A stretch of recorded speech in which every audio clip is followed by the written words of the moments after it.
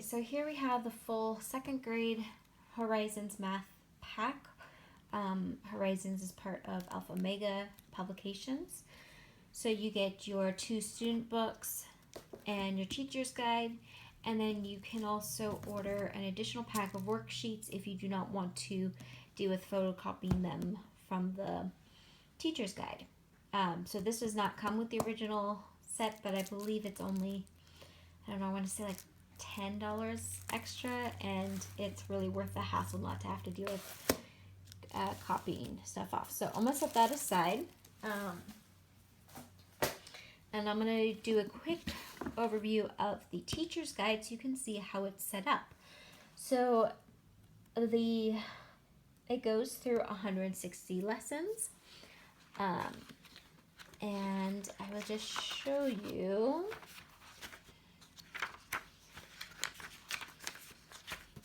the very first lesson so you can see how the setup is.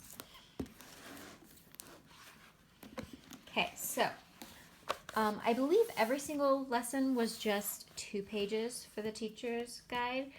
There might have been like 1 or 2 that were 3 pages, but I believe they're all 2 pages, so not very intensive. And all lessons are broken down exactly the same, so you know exactly what to expect. So if you see here, you have this little symbol which means the concepts, and it's going to tell you what the concepts you're going to be covering or reviewing in that lesson are. Then you're going to see this symbol which stands for objectives, and it's going to tell you the objectives for this lesson. Then you're going to have some teaching tips, and it's typically just like if your child isn't understanding things the way that it's taught, here's another way to teach it. Or in this one, it's telling you don't get rid of worksheet 1 because you're going to use it all year long. So that would be a good one to, laminate. And then down here, you're going to see this symbol, and that is materials and supplies and equipment. So you're going to need your number chart, which is the worksheet 1. You're going to need some flashcards, and you're going to need a poster board. Now, all of the materials for the whole year can be found at the beginning of the book so that you can get those all taken care of before the school year even starts if you wanted to. But it's not a very big list, okay? And how they have it worked out is tells you the manipulative name on this side, description on this middle one, and then what lesson it is used in. So it goes through, it's very detailed like that. So this might seem like, oh my gosh, that's a lot. No, it's really not. These are all individual things. And then they're bigger because it's showing you how many lessons it's going to be used in. So it's does that so you can go through. Most of the items are things that you're just going to have around your house, with a few things that you would buy specifically for teaching math. So and it says right down here, complete listing on page. For this one, it's 16. Okay, then you go to this page, and you're going to have the activities all on this page. Now, this is not in addition to the student worksheet. This is the student worksheet. This is you working through it with your child. So I'm going to show you in, let's see. I'm going to actually show you in book 2 because book 1 we went through most of it. So the first lesson in book 2 is lesson 81. So I'm going to go ahead and flip to lesson 81 real quick.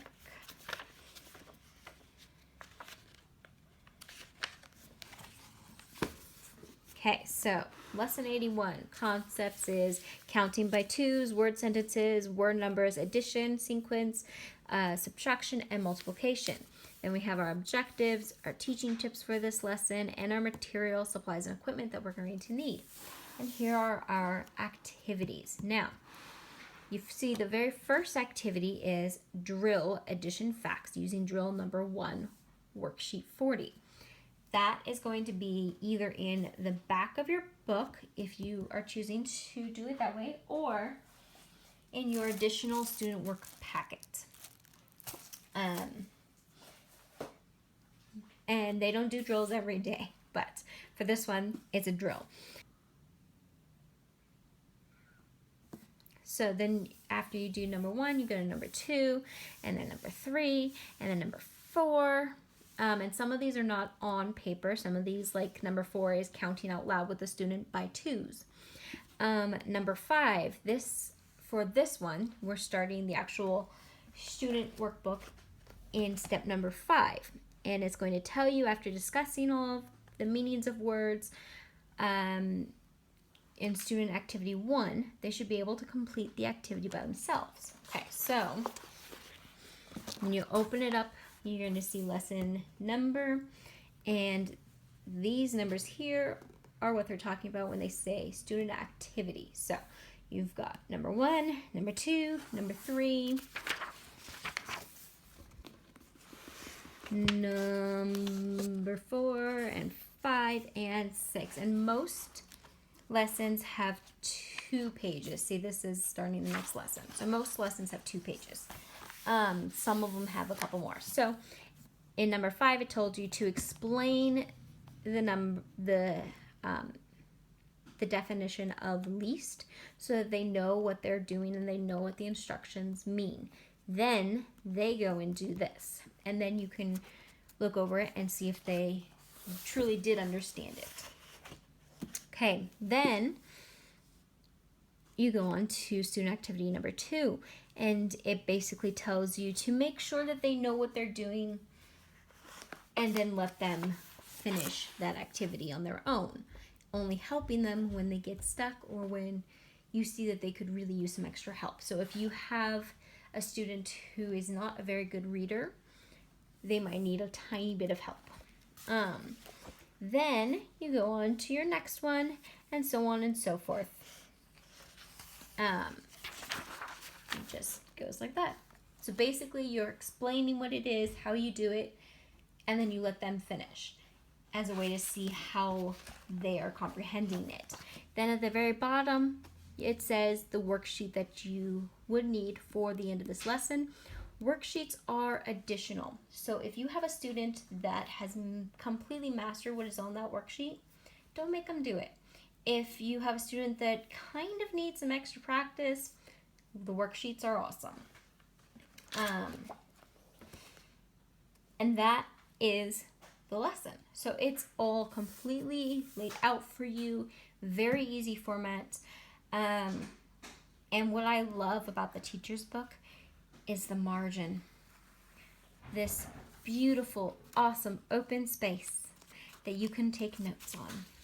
So if you have something that you want, like if you have an amazing math game that you want to do with this lesson, you write it down or put a sticky note here, whatever you want to do.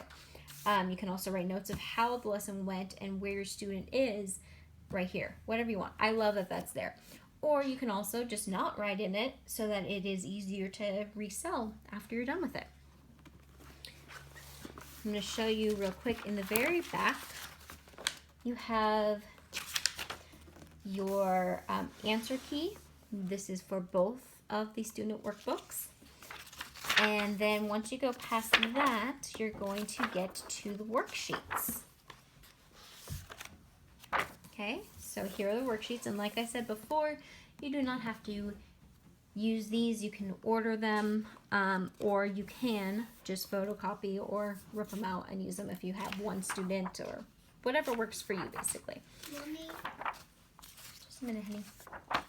And then at the end of that, you're going to get to the worksheet answer key as well. Now for kindergarten and first grade and even second grade, you're probably not going to need the answer keys, but it makes it easier to just go fast and check certain things. But I really didn't use the answer key part too much.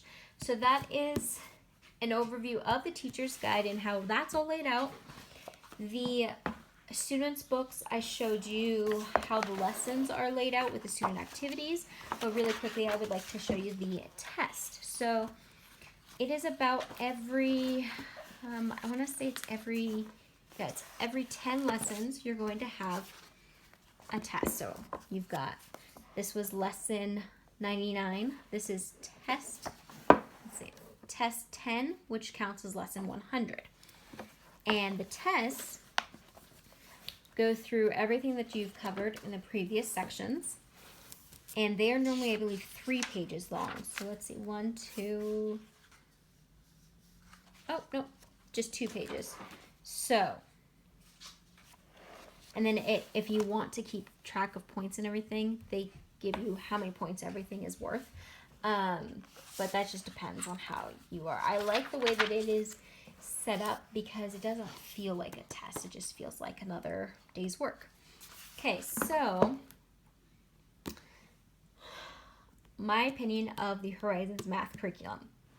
I absolutely love it, and I would continue to use it. We aren't using it because we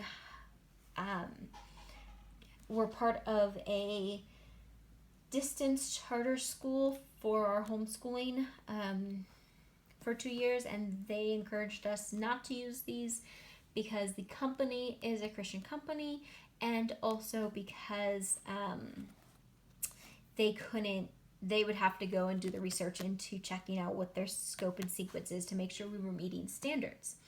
So while I could have continued using this, it was just easier for me to switch to another program. Now this last year, or the year that we're still currently in, we switched to another distance learning, kind of like an umbrella school thing for homeschooling, where they give us a little bit of money back towards our curriculum purchases, but it cannot go to religious curriculum. And while there is nothing religious in this math book, the company itself is religious. So, because of that, they won't reimburse it. I could still go and use it, and it wouldn't be an issue whatsoever, but we just haven't gone back to it because we found a whole world of other math programs we wanted to try. But I really did enjoy this. The kindergarten one, the first grade one were awesome. The second grade one, awesome. We only stopped because of the distance charter school that we were part of, encouraging us to move on to a different program. Now, I did want to give you very quickly what my children's opinions of these were. So, my daughter was not a fan. And it took me a while to figure out why. And the reason why is because of all the color and the extra pictures, and like that stuff just was so distracting to her. Now that she's older and has learned a little bit more, she might not be as distracted by it all, but it was too much for her. So it would take her a while to get through her stuff because she would see this flower and she'd want to draw some extra flowers on it, or she didn't like the color, so she'd want to change the color of that. So it was distracting to her. She also does not like this style of math, which is, I believe it's called spiral learning, where you will review stuff you already know, go to stuff you don't know, review stuff you do know, and just keep going in that pattern. She prefers to learn everything and stop and move on and only review every once in a while. So this was too much reviewing for her. Now my son, he did the kindergarten and first grade ones. He loved it. The colors were not distracting to him. They actually made it seem more fun and more entertaining for him to do. And he, like myself, loved the actual math because he loves the spiral, because he would have, let's say, a couple difficult ones or a couple new ones, and then the next one would be something he's already learned, so he would quickly do that one. And it would give this feeling of such accomplishment because, sweet, I just did a whole page so fast because I knew most of it or part of it already. So, and that's the way my brain works too. So I think that's why I personally love this curriculum. But yeah, so as far as how this compares to other curriculums, you know, every math curriculum has its own advantages and disadvantages. I love the way that this one is laid out. I love the teacher's guide for this one, and I love the colorfulness, but it just doesn't work for my daughter. My son, we might have him go back to this one, but I'm not 100% sure yet. But if you are a military family, give them so hopefully you guys enjoy this. If you like videos like this reviewing curriculums, please let me know, and I will be sure to pull out the other curriculums we've used and do a review of those. Give me a thumbs up if you like this, and if you want to see more, don't forget to hit that subscribe button. Thanks for watching.